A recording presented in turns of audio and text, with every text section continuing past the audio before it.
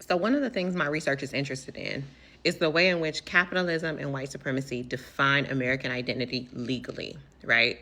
And I say this because I think that capitalism and white supremacy are a threat to the human species, are a threat to the human species' existence and survival.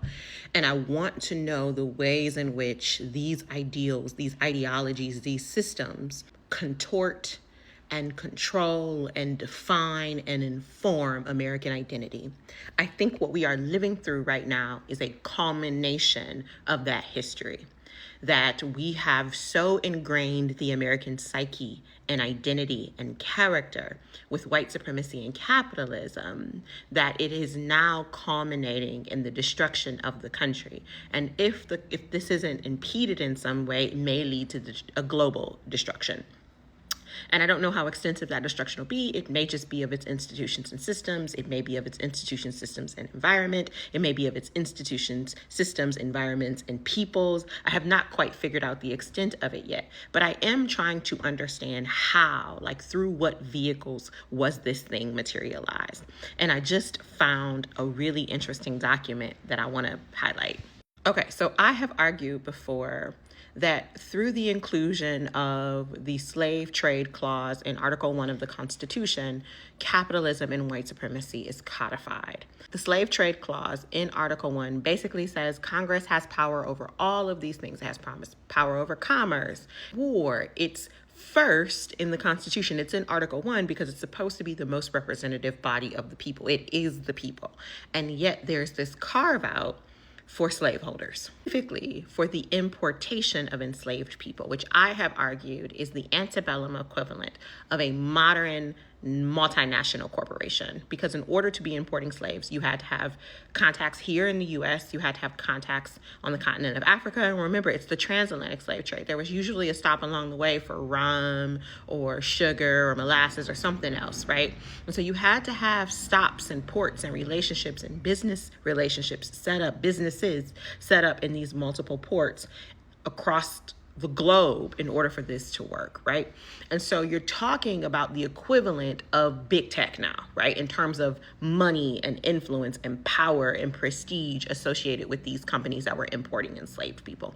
And so when you give them this carve out in the Constitution, you essentially say you are exempt from the regulations of the people, which I have argued basically brings them up to the level of the people in terms of sovereignty. It's a sovereignty allocating instrument, allocates power to corporations by exempting them from the most representative, purportedly the most powerful body in our governing structure, which is supposed to be Congress. Right? Congress is supposed to be the most representative. It's supposed to have the most power. And yet you exempt these corporations from this regulatory reach of Congress, which is supposed to be plenary, which basically means like all encompassing, right? You exempt them from the commerce power in this one regard. Congress cannot stop these huge multinational corporations or the colonial equivalent of multinational corporations from importing enslaved people. By creating this special exception for slavery in the Constitution, slavery is merely one manifestation of a few principles.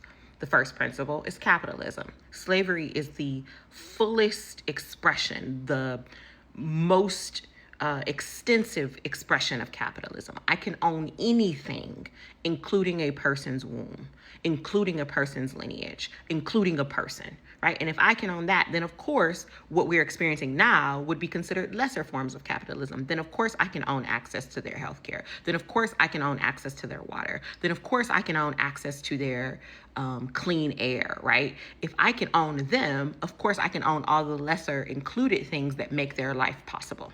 So by codifying a protection for slavery in this way and exempting it from the regulatory power of Congress, which Congress attempted to do several times up into the Civil War, all the way up until the Corwin Amendment, essentially you give slavery this constitutional value, right? So you give its constituting elements this value. You give capitalism this value.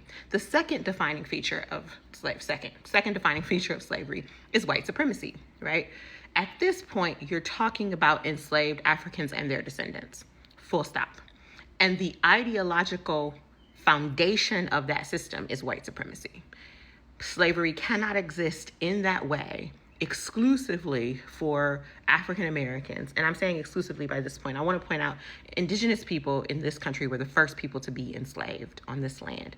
But because they were much more susceptible to European diseases, it was easier for them to abscond because they knew the land or leave labor. It was easier for them to blend in because racially they had much more proximity to whiteness. It was harder to keep them enslaved. And so eventually, I think around the 1530s, you see a shift to 1530s, 1570s. You see a shift to primarily relying on enslaved Africans. So by the time the Constitution is drafted in 1787, that reliance is almost total.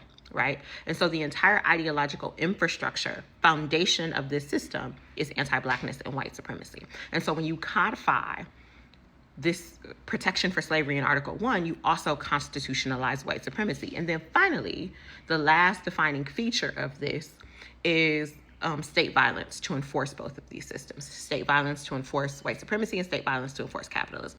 These features of slavery, the fullest extent of capitalism, white supremacy, and state violence, become defining features of the American identity. What does it mean to be American? It means to support this full extent of capitalism, white supremacy, and state violence, which is why still today, the things that the state identifies as terroristic are things that oppose white supremacy, state violence, and capitalism. It's why they're monitoring people who are speaking out against AI data centers. This is capitalism. It's why they're monitoring people who are speaking out against blue and white country and U.S. military intervention and all these other places, because that's state violence. It's why they're monitoring and putting on these lists and eradicating from public education in museums and in schools anything that speaks against white supremacy, because these are defining features of American identity. How did they transmit this? If this was constitutional and it was decided on by those of the Constitutional Convention, which were wealthy merchants that weren't reflective of the greater populace, how did these messages, how did these ideals become part of the American psyche? I'm gonna show you. One of the most effective ways this has been accomplished, it's been a multitude of ways. Certainly the racial violence and social norms that spawned from or were engendered by slavery were a huge part of it, but also anti-communist rhetoric. Anti-communist rhetoric has been an instrumental tool in transmitting these values. And I'm going to show you exactly. They blamed communism for all the things that they did to make people fearful of communism and vigilant against communism, while not watching out for fascism, while fascism creeped up and did the very things they said communism was going to do. I'm going to show you. So that picture I showed before is called The Current Communist Goals. It was read into the record, the congressional record, January 10th, 1963. I'm going to tell you the things that they say to watch out for. Using technical decisions of the courts to weaken basic American institutions by claiming their activities violate civil rights. This is what they said communism was going to do. Communism was going to do. Get control of the schools. Use them as a use them to transmit socialism and current communism propaganda. Gain control of the media. Infiltrate the press. Get control of book reviews and assignments and editorial writing. Gain control of key positions in radio and TV. Gain control of American culture. This is I'm on number 22. Continue discrediting American culture by degrading all forms of artistic expression. I'm going to put a picture up here that shows you how the Trump administration has taken over the arts and is intentionally making sure the arts are only patriotic. 23, control art critics and directors of art museums.